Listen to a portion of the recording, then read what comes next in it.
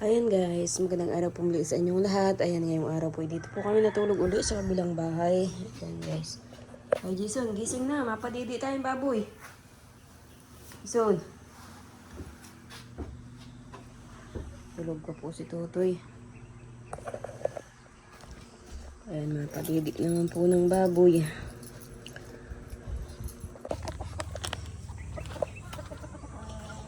Yes. Mapadidi, ilang piraso na lang po yung gatas. Kakaunti na. Kakaunti na ang gatas ng baboy.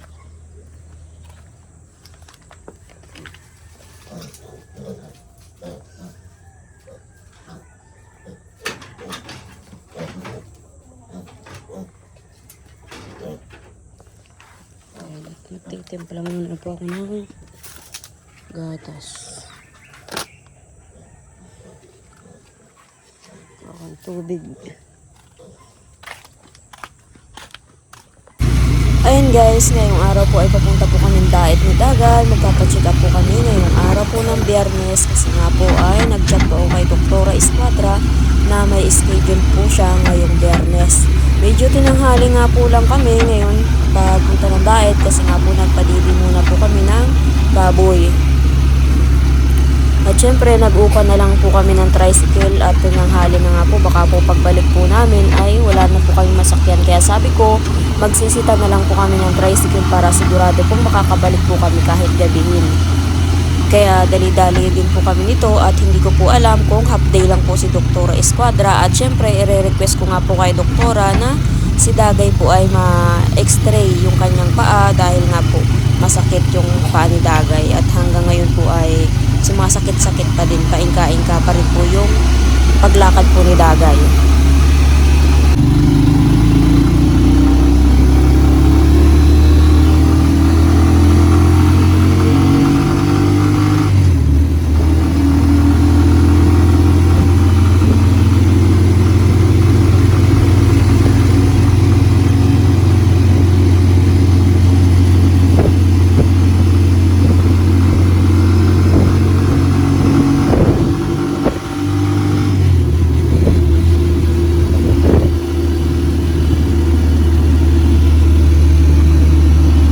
Dagay, kung nagugutom ka, pwede kang bumili doon, oh. Papalista lang ako, ha? Para pang alauna. Time na lang ako. Ayan guys, at ako po yung magpapalista na lang muna po. Nakakagutom na, alas 12 na po na tanghali.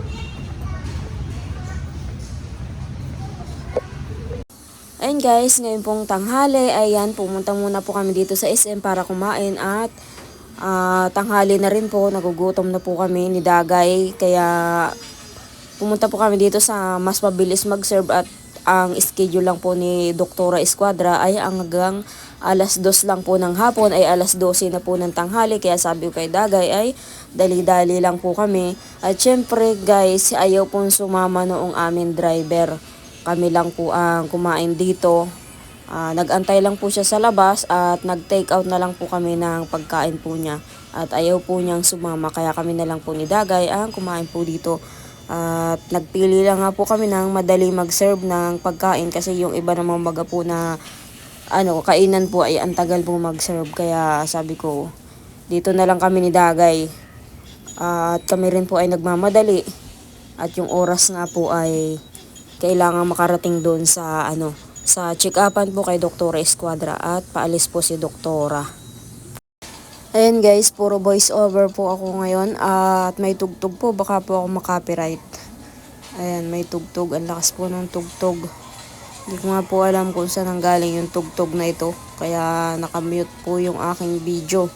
Ayan, dahil nga po tapos na po kaming kumain ni Dagay, lalabas na po kami.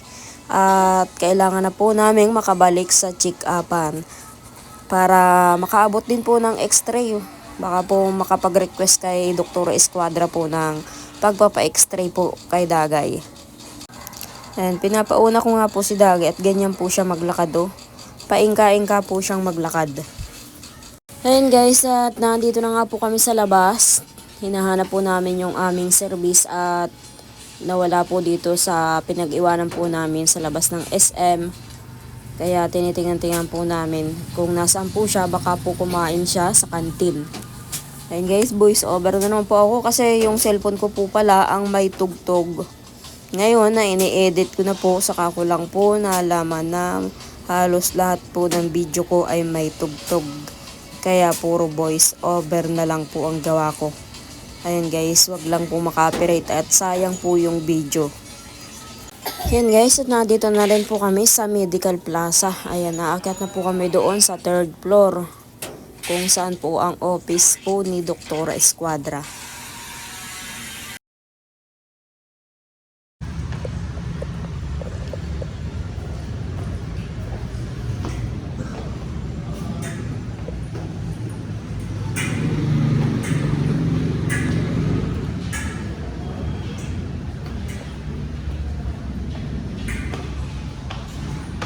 No, taas pa.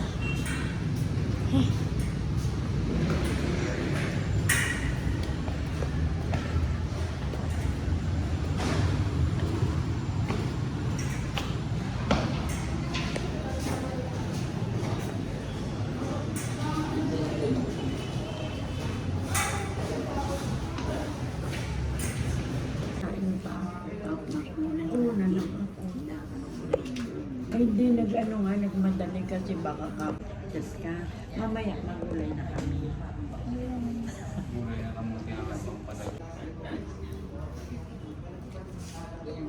Sumunod. Ayan guys, nandito na po kami sa loob. Sa loob, may dagay. Meron pa tayo ng gamot lang ah. Oo, syempre. Gamot mo. Tatlong buwan. Ha? Gamot siya pa? Kaya nga itatanong natin kay doktora bakit nasakit yan. Kung kailangan mong magpa-x-ray o ultrasound. Masakit, hindi masakit. Mama ni Casey.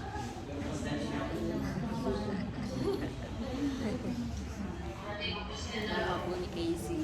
Papagano. Pamangkin. Pamangkin? Yeah, pamangkin. Oo. Si Kuya Bente Boy. Hindi na din. Ano, nasakit yung itong paa niya. Hindi siya nakakalakad. Ay, paingka-ika siya maglakad siya ngayon. Hindi ko nga alam. Tatanong kayo sa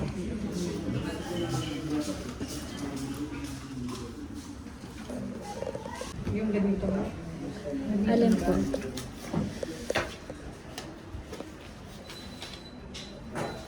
Wala pa eh. Wala po. Sige, pagtanong mo doon.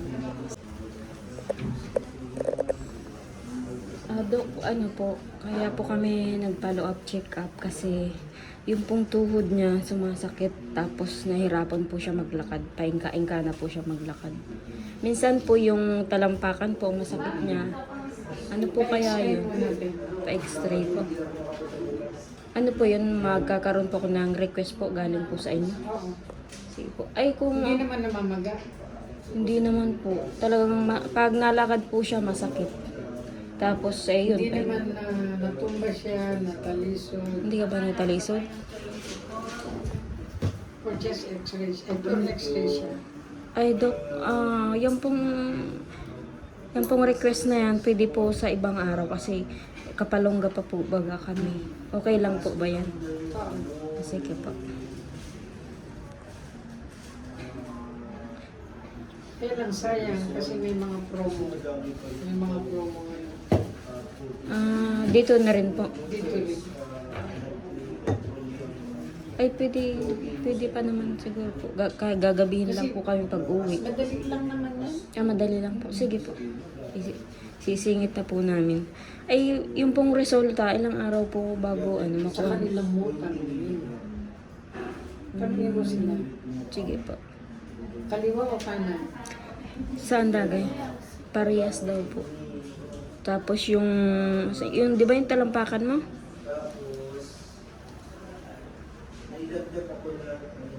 Hindi naman namabaga. Hindi naman po. Basta pag nalakad po siya, masakit. Sabi po ng ano, baka mababa ang potassium. Ganun. Hindi na ang mahabang potassium. Ano na po yan, 3 weeks na po na ganyan. Hindi na nga po nakakalabas ng bahay at pag nalakad, masakit.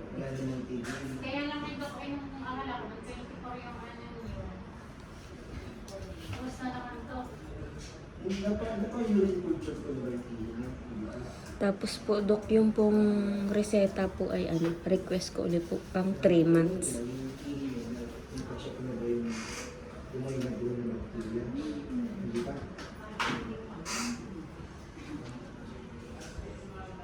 Baka makabalik ako sa February 28.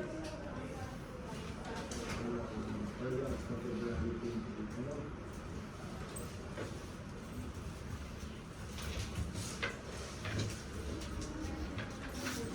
Basta din ko yung workouts ulit.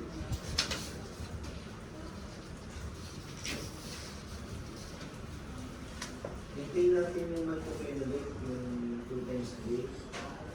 Yung Attaject. Tuloy lang dapat. Unless gusto niyo yung ginagawa sa swero, yung cycloplasmosis. Pero saan natin natin gagawin yun? Kasi dapat, yun yun, Huh? may salat sa Paano? mga Pa-x-ray? kasi, Hindi naman yan. Hindi naman yan kukunin.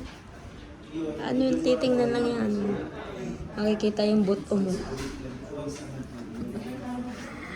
Makikita yung buto mo dun. Hindi yun masakit.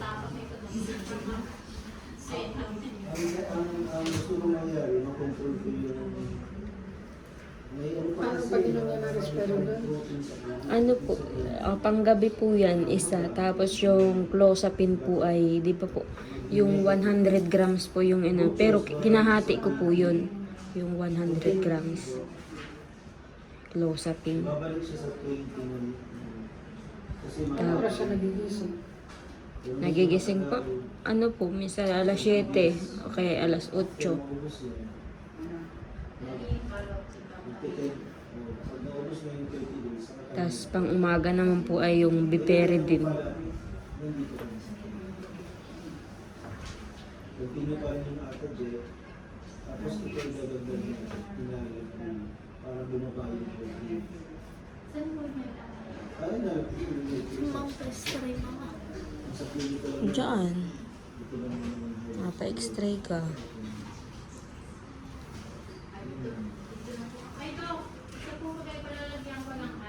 Alin?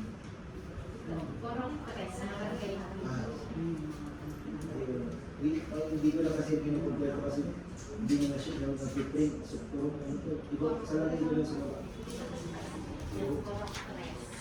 Number 3. Tapos ito yung request. Tapos ang gawin niya, mamaya lang siguro tapos na yung x-ray. Tapos babalik po dito. Kasi alis na kami mamaya. Sabihin niyo, patignan sa IM, internal medicine. Walang findings. Ano? Apa. Ay, saan ko po ito dadalhin? Tong, Yung x-ray. apa. Sa Dun baba. Sa, sa baba yung nasa Balik information. niya, check ko ang sige. Ah, dito po. May pintuan. Ah, sige po. Salamat po.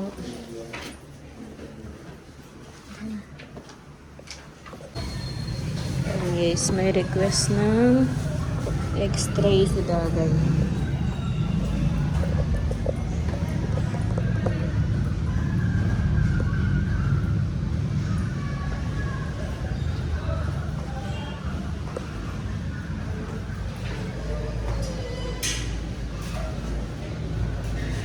Nasaan si Kuya Bente Boy na? Ang galis na? O, yan, nandito yata sa baba. Ayan, nandito rin po si Kuya Jason, si Kuya Bente Boy. Si Kuya Bente Boy. Meron din pong pinapa-check up.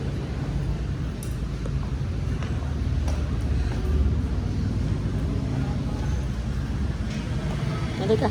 At tanong natin kung meron. Ayan guys, pila po kami. Magpapa-x-ray. Pila uli. Pila ka uli. Oh, talagang gabi na tayo makaka-uwi. Gabi na. Papa-x-ray po si Dagay. Mahal pala po ng x-ray. Yan yung kampo.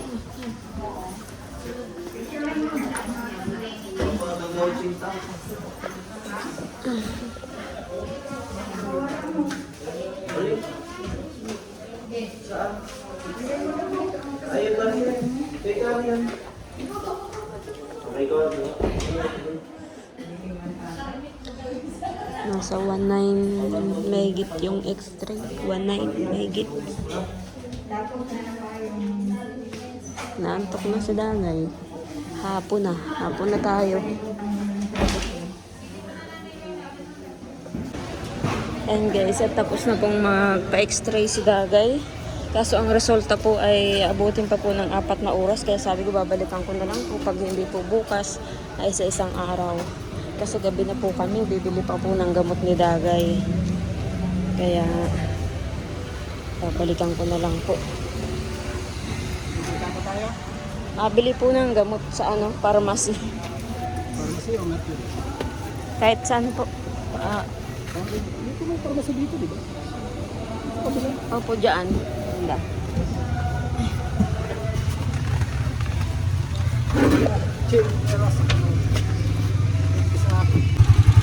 Ayan guys, bibili na po kami ng gamot.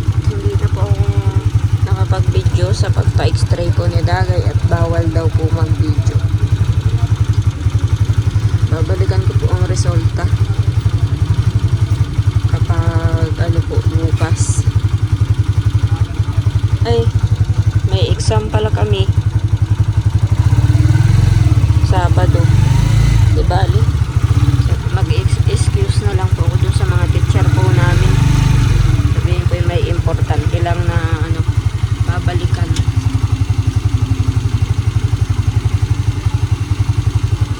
Para malaman na po kung anong resulta sa paa ni Dagay. Ayan guys, nakabili na po kami ng gamot ni Dagay. Ayan. Kasya yata ito sa bag mo Dagay yung mga gamot mo. Kasya? Hindi. Hindi ako na. Ayan guys, at traffic na naman. Gabi na tayo makakauwi. May bibilin ka Dagay? Baka may bibilin ka. Prutas. Doon na lang. Doon na lang. Sige na. Gabi na tayo makakauwi. Yan o, merienda. Ha? Oo.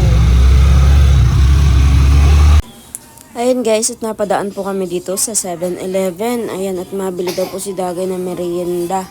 At nagutom. At hapon na nga po, ay uuwi na rin po kami sa bahay. Pauwi na po kami, ay mahaba-haba po ang biyahe. At saka po yung pong driver po na kasama po namin ay hindi po kumain tanghalian. At yung pong aking tinake out na pagkain po niya ay hindi po kinain. Nahiya yata pong kumain. Kaya yan, mabili na lang po kami merienda para makapag-merienda po si kuya, yung pong driver.